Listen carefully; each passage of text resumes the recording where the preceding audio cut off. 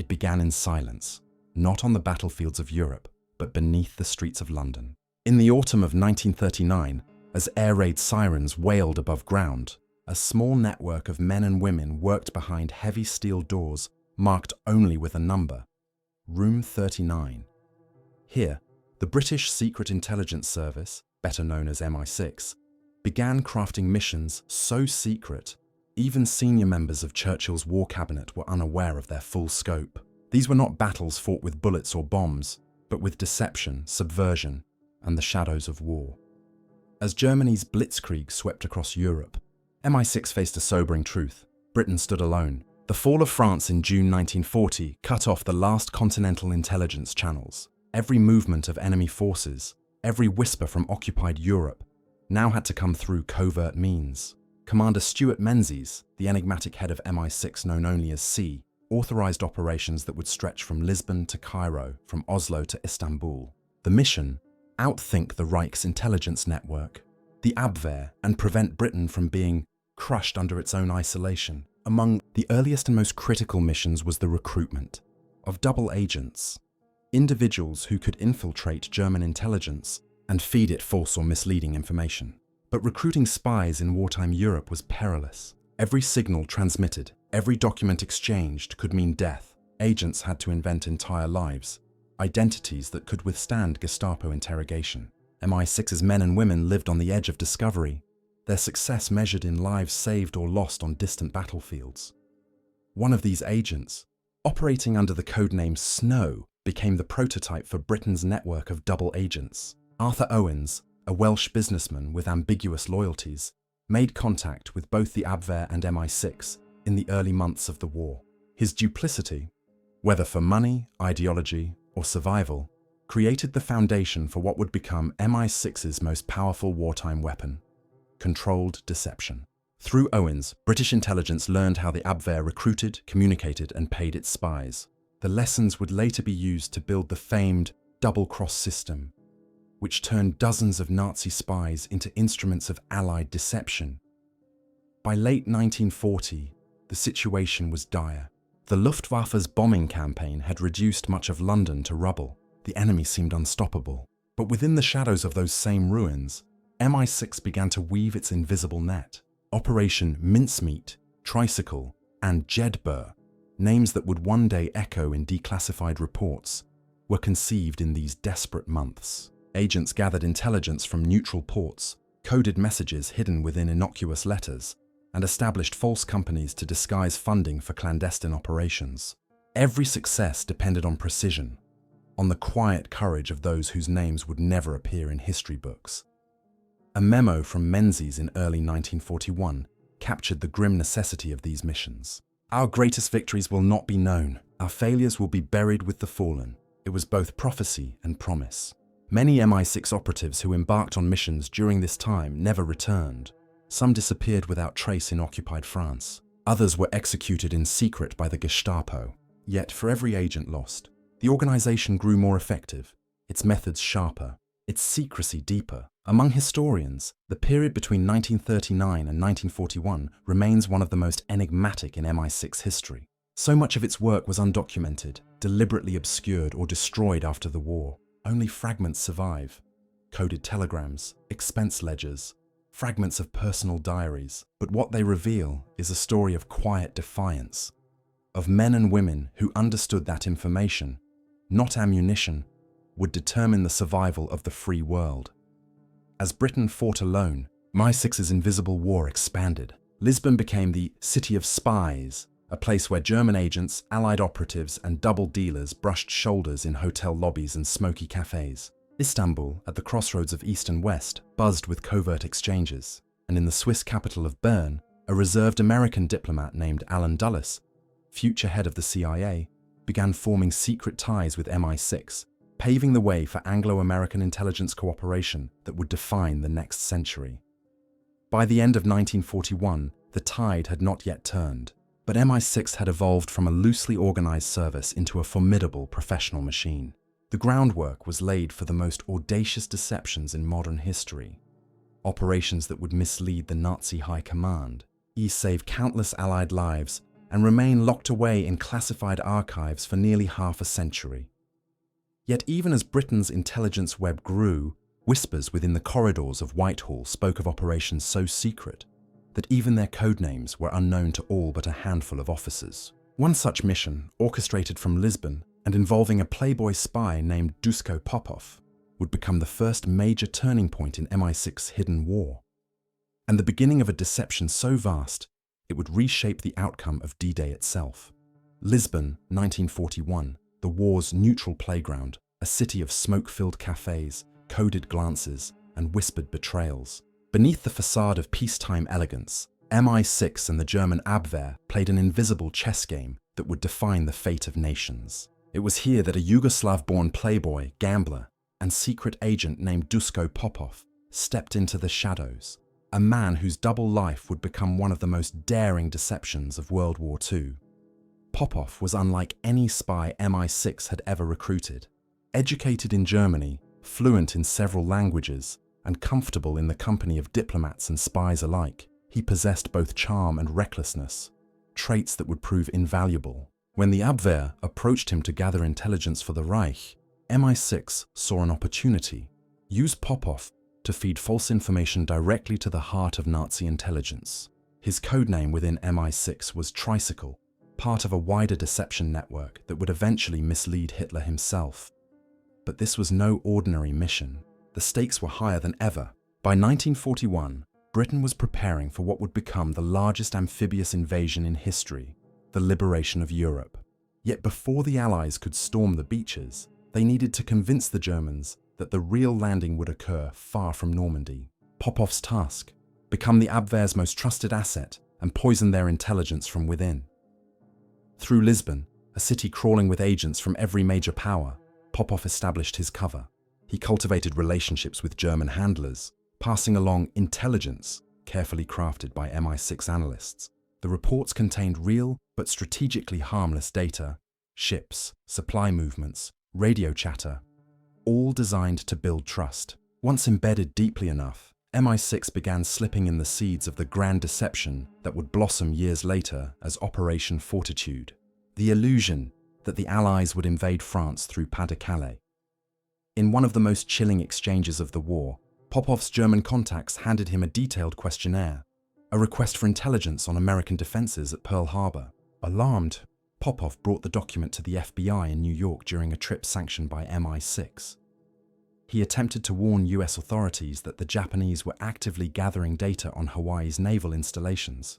His warning was dismissed by the skeptical FBI director, J. Edgar Hoover, who reportedly mistrusted Popov's flamboyant lifestyle. Months later, on December 7, 1941, Pearl Harbor was attacked.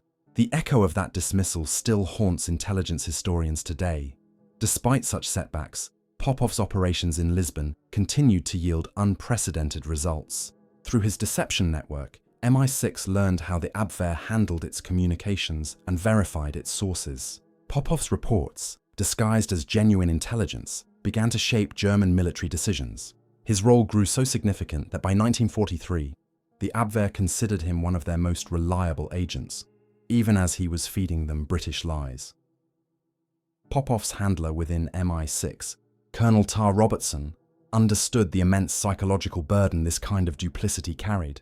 In a classified memo dated 1943, he wrote, "A double agent's greatest weapon is trust, and his greatest weakness is the truth." Popov lived that truth every day. The luxury suites, the champagne, the roulette tables, all were part of the illusion. Beneath it, every conversation could be his last. One careless phrase, one wrong signal, and he would vanish into the dark cells of the Gestapo. By 1944, as Operation Overlord approached, MI6 used Popov's trusted status to deliver one final masterpiece of disinformation. Through him, the Abwehr received detailed proof that the Allies would launch their invasion across the narrowest point of the English Channel at Pas-de-Calais. German reinforcements were drawn north, away from Normandy, allowing the real D-Day landings to succeed with far fewer casualties than expected. Hitler remained convinced of a second, larger invasion in Calais for weeks after June 6th, paralyzing the Wehrmacht's response. For his service, Popov earned quiet praise but no public recognition. His name was buried beneath layers of classified reports, his deeds known only to a handful of senior officers. After the war, he lived a quiet life, haunted by what he had seen and what might have been prevented. In his memoirs decades later, Popov hinted that MI6 manipulation of the Abwehr went even deeper, suggesting that elements of his mission touched on atomic research and German efforts to locate Allied nuclear programs. Those references remain redacted in modern archives. Today, historians debate how much of Popov's story still lies hidden in sealed MI6 files. Was he merely a skilled double agent? Or was he part of a larger, interconnected web of intelligence operations that extended beyond Europe?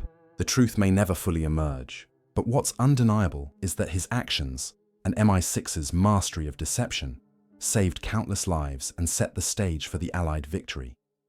As Lisbon's wartime shadows faded, MI6's network of double agents spread across Europe, ready to execute new operations, and among them, one plan, equal parts macabre and brilliant, would become one of the strangest deceptions in the history of warfare. A mission involving a dead man, a briefcase of false secrets, and a body dropped into the sea. The world would come to know it as Operation Mincemeat. It began with a corpse, a man who, in life, may have been no one of consequence, but in death would deceive an empire. The year was 1942, and the Allies were desperate to divert German defences from the Mediterranean. Sicily was the obvious next target after the North African campaign, and Hitler knew it. Every available German division was being repositioned to defend it. The problem? The Allies needed the Axis to believe the invasion would strike elsewhere. The solution lay in one of MI6's most daring and unsettling operations, a deception codenamed Operation Mincemeat. The concept was as audacious as it was grotesque. Plant fake invasion documents on a dead body and let it wash ashore in Spain, where sympathetic Axis agents would find them. The operation was born within the shadowy corridors of the British Naval Intelligence Division, under the guidance of Commander Ewan Montague and Flight Lieutenant Charles Cholmondeley. The plan relied on the macabre details of human nature. How convincingly could one fabricate an identity for a man who no longer lived? The body chosen was that of Glyndwr Michael, a homeless Welshman who had died of rat poison ingestion. He was transformed into Major William Martin, a Royal Marine courier with an impeccable backstory. Every detail, the theatre ticket stub, love letters, a photograph of a fiancée, even bank statements, was crafted by MI6's experts. The illusion had to be absolute. A single inconsistency could unravel the entire deception. The documents Major Martin carried told a calculated lie, that the Allied invasion would target Greece and Sardinia, not Sicily. The corpse was sealed in a steel canister filled with dry ice and transported aboard the submarine HMS Seraph. On the night of April 30th, 1943, off the coast of Huelva, Spain, a region known for its Axis sympathizers, the body was gently released into the sea. The current would carry it ashore, where fate and MI6's manipulation of it would take over. The aftermath unfolded like a thriller. Spanish authorities recovered the body, and though officially neutral, their intelligence services had deep ties to the Abwehr. Soon, the Germans obtained copies of the documents, proof that the Allies were preparing an invasion of Greece. The false intelligence was sent directly to Berlin, where it reached Hitler himself. He was convinced. German divisions were ordered to reinforce Greece and the Balkans. Sicily, the real target, was left lightly defended. On July 9, 1943, Operation Husky, the Allied invasion of Sicily, began. As paratroopers descended and amphibious forces stormed the beaches, resistance was far lighter than expected. The deception had worked flawlessly. Churchill later remarked, "This body has won us the war," and he was only half exaggerating. Thousands of Allied lives were saved by a plan built on a single corpse and a web of falsehoods. Yet even as Britain celebrated, the darker questions lingered. Who was Glyndwr Michael really? For decades, his identity remained unacknowledged. His grave in Huelva marked simply Major William Martin, Royal Marines. Only in 1998 was his true name added. But other mysteries persisted. Several classified memos hinted that the documents recovered by the Germans might have contained more than false invasion plans, possibly deliberate misinformation about Allied cryptographic capabilities and code systems, meant to test how deeply German intelligence could penetrate them. From a modern perspective, Mincemeat was more than a deception. It was a psychological operation, blending espionage, performance, and the grim artistry of war. In an internal MI6 report declassified in 1977, a chilling line appeared. The greatest deceptions require truth to be their anchor. Everything about Major Martin was real enough to be believed. Real clothing, real personal effects, real grief simulated in letters from a woman who never existed. The perfect lie, grounded in the texture of truth. The success of Mincemeat opened new frontiers in covert warfare. It proved that perception could be a weapon more lethal than steel. After 1943, MI6 began expanding its psychological and misinformation operations across occupied Europe. Plans emerged for networks of false transmissions, phantom divisions, and radio operators who never existed. The line between espionage and theatre blurred almost completely. Still, beneath the triumph, shadows remained. Spanish fishermen who first found the body described it as badly decomposed, inconsistent with the timeline of its supposed drowning. Some claimed the British later returned to exhume the body in secret. Others whispered that more than one corpse had been used, that Major Martin was a composite, a mosaic of falsehoods layered upon truth. MI6 archives remained silent on the matter. As the Mediterranean fell into Allied hands, the lessons of Mincemeat became the foundation for the next generation of deception operations. The strategic lies that would pave the way for D-Day. But success carried a heavy price. Many who had crafted these illusions would soon see their own agents vanish behind enemy lines, trapped by the very deceptions they had perfected. And so, as Britain turned its eyes toward occupied France, MI6 began a new phase of covert warfare. The next chapter would no longer involve false documents or the dead, but living men dropped into darkness. Resistance fighters and agents sent deep behind German lines under a single name. Operation Jedburgh. France, 1944. The occupied nation was a landscape of fear and defiance, of whispered resistance meetings in candlelit barns and sudden Gestapo raids that ended in silence. Into this perilous terrain, MI6 and the Special Operations Executive, SOE, deployed some of their most daring operatives under a top-secret Allied initiative, Operation Jedburgh. Their mission was simple in concept, impossible in practice: to drop behind enemy lines and ignite rebellion from within. Operation Jedburgh was born from the minds of British and American strategists in late 1943. By this time, Allied leaders understood that success on D-Day would depend not only on overwhelming force at the beaches, but on chaos in the German rear. To that end, MI6 and the SOE partnered with the newly formed Office of Strategic Services, OSS, to organize small, elite, tri-national teams. Each team, 3 men, usually British, American, and French, would parachute into occupied territory, link up with local resistance fighters, and sabotage German supply routes, rail lines, and communications. Their tools were limited: explosives, radios, and courage. Training took place in the remote Scottish Highlands, at secret facilities near Arisaig and Inverness. Here, the recruits, many of them ordinary men turned extraordinary by necessity, learned demolition, hand-to-hand combat, and advanced radio encryption. Their codebooks were minimal, their lifespans statistically short. As one training instructor famously said, "A Jedburgh's mission will last 6 weeks, or his life will." They were not expected to return. On the night of June 5, 1944, the first Jedburgh teams began to drop. The invasion of Normandy was only hours away. Teams with codenames like Hugh, Frederick, and James parachuted into rural France, carrying suitcases of explosives and radios the size of typewriters. Their orders were handwritten, their identities erased. Many landed miles off course, in forests and fields patrolled by German troops. But those who survived the jump went immediately to work, linking up with the French Maquis. The Maquis were the backbone of resistance in the French countryside. Farmers, teachers, railway workers, all bound by hatred of the occupier. MI6 provided them with weapons, funding, and the training to disrupt the Nazi war machine. Together, the Jedburgh teams organized ambushes, cut supply lines, and coordinated attacks that paralyzed German reinforcements moving toward Normandy.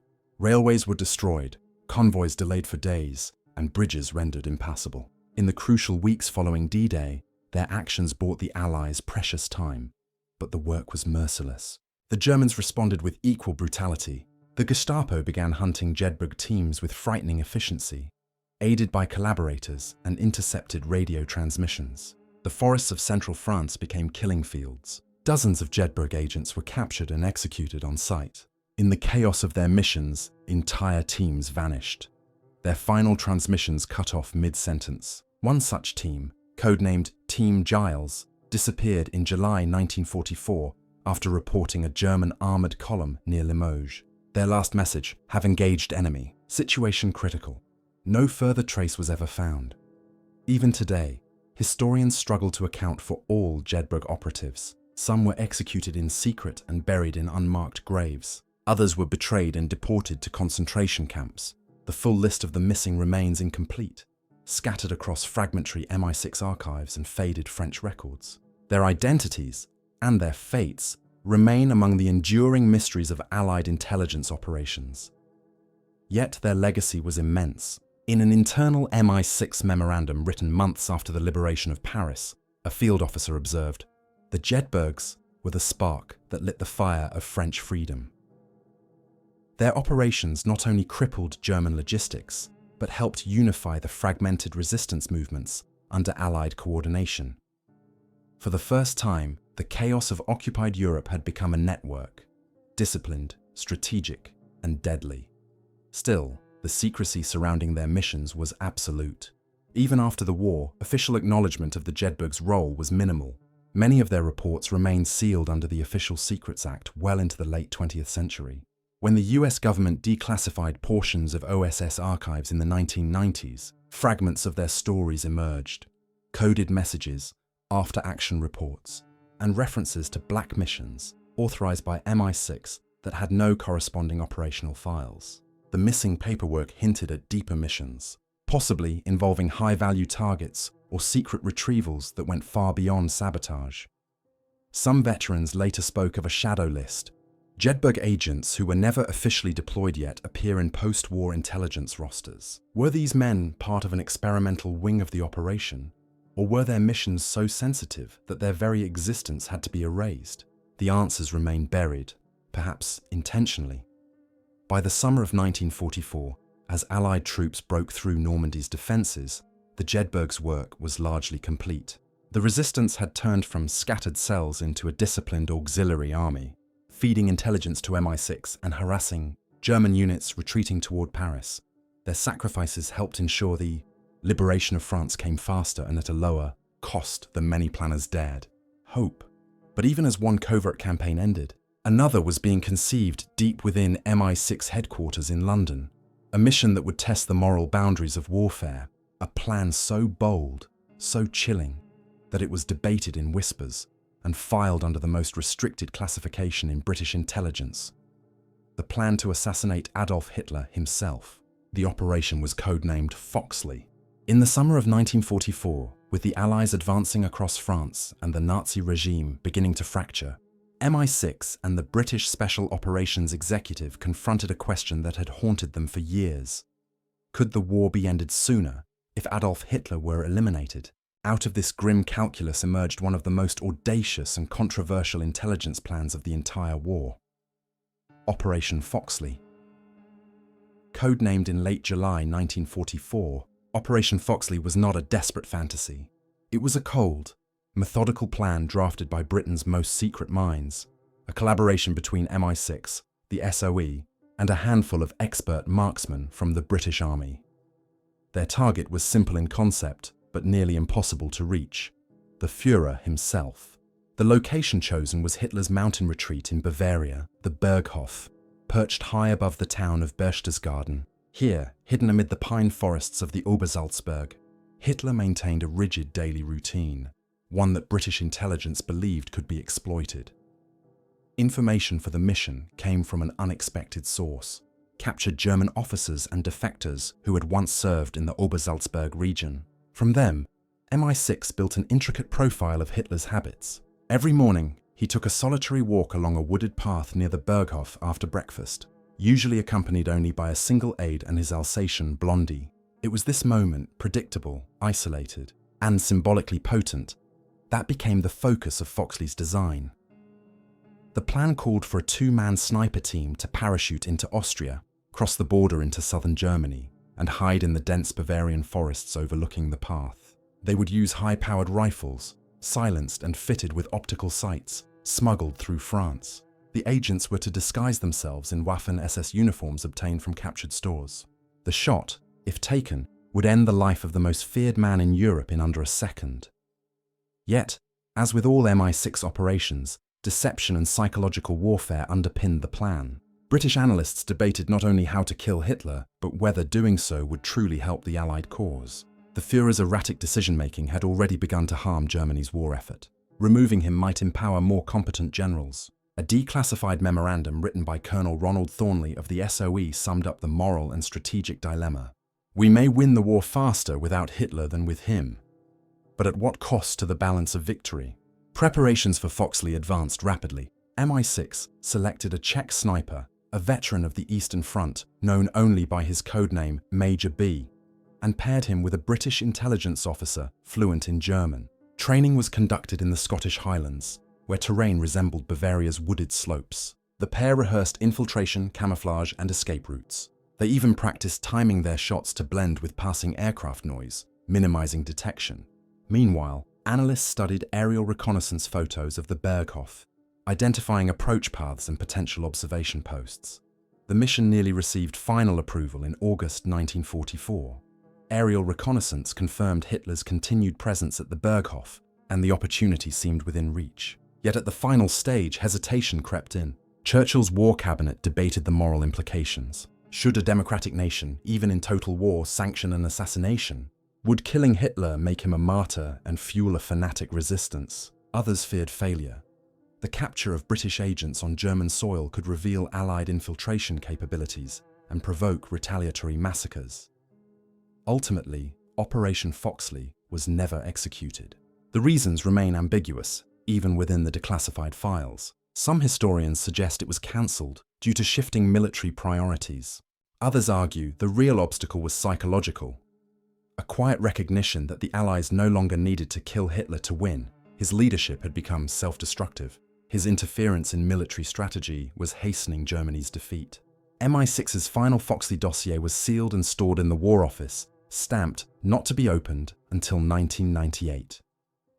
When it was finally declassified, the document stunned historians. It contained not only detailed sketches of Hitler's mountain retreat and assassination strategies, but also chilling psychological assessments. One section titled Morale Analysis of Target evaluated Hitler's mental state, suggesting he suffered from paranoia, isolation, and dependence on amphetamines prescribed by his personal physician, Dr. Theodor Morell. Another report speculated on the possible outcomes of his death, predicting chaos among the Nazi leadership and a potential civil war within the Reich.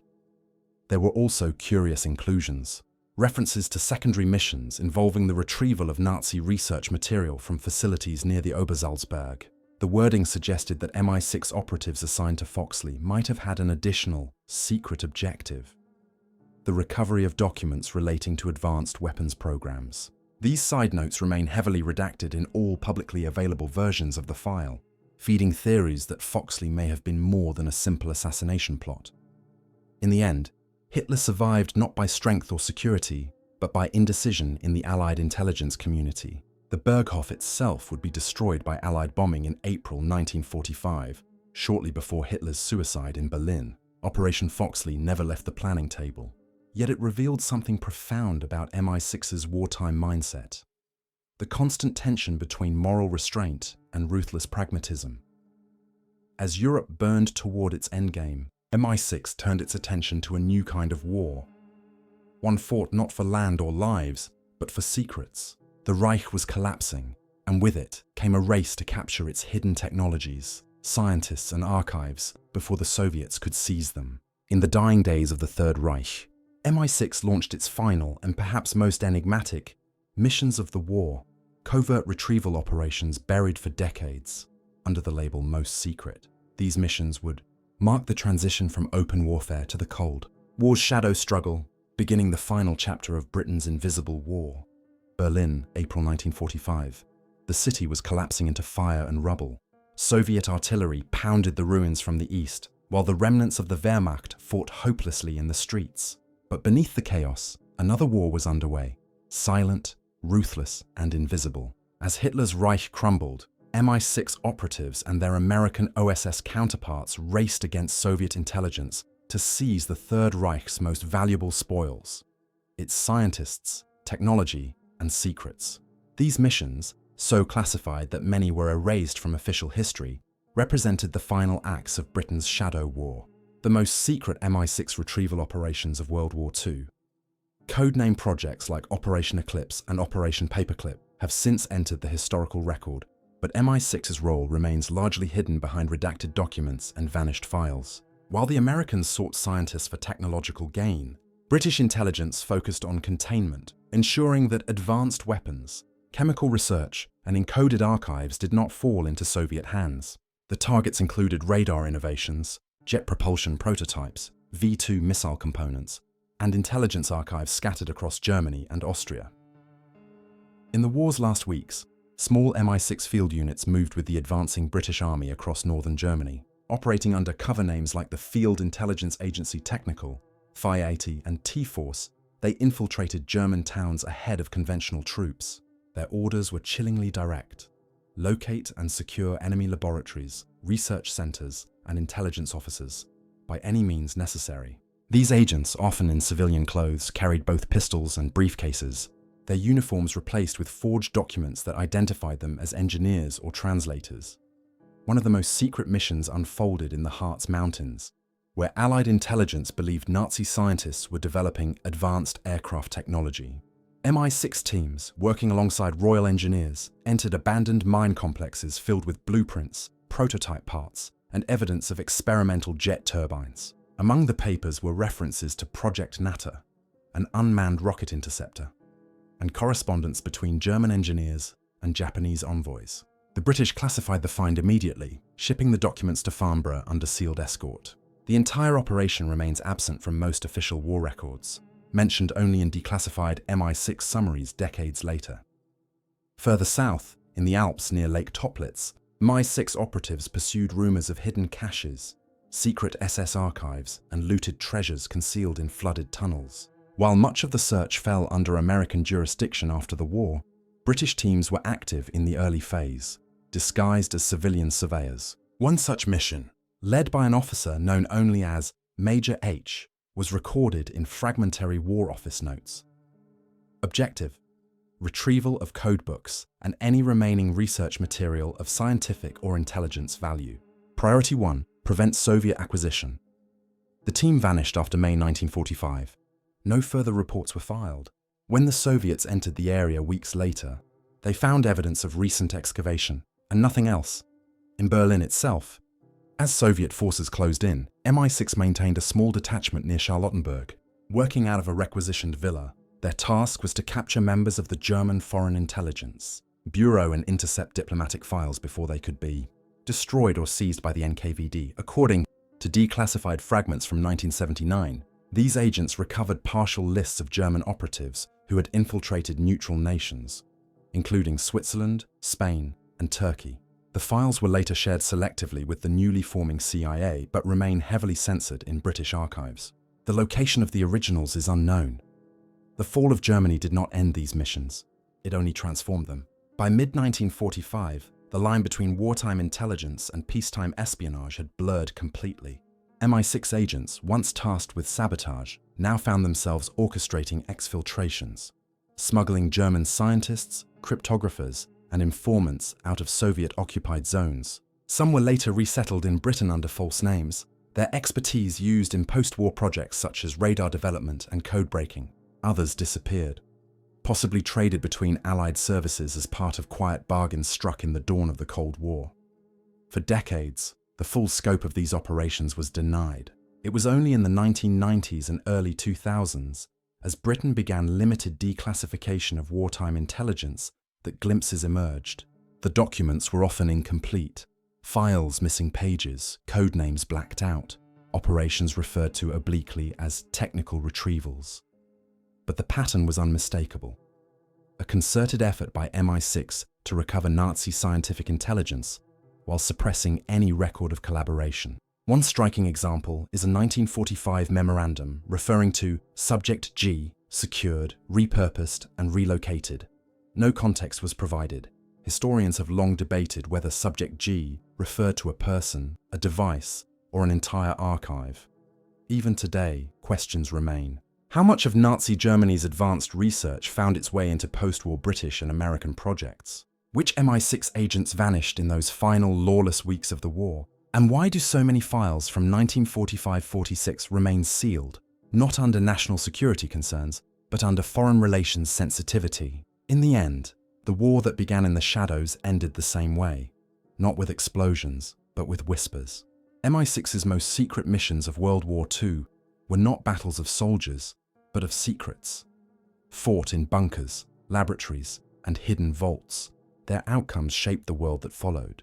The birth of modern espionage, the foundations of nuclear secrecy, and the silent rivalry that would soon be called the Cold War. The declassification of these missions decades later revealed not closure, but mystery. Whole chapters were missing, names erased, operations referenced but never explained. And perhaps that was by design, as one unnamed intelligence officer wrote in a final report from 1946. Victory has many faces. Ours is one the public was never meant to see. The files may now bear the label Declassified, but within those fading pages lies the unspoken truth of Britain's invisible war. 5 of MI6's most classified missions of World War II, whose full stories still wait, somewhere in the silence of history, to be told.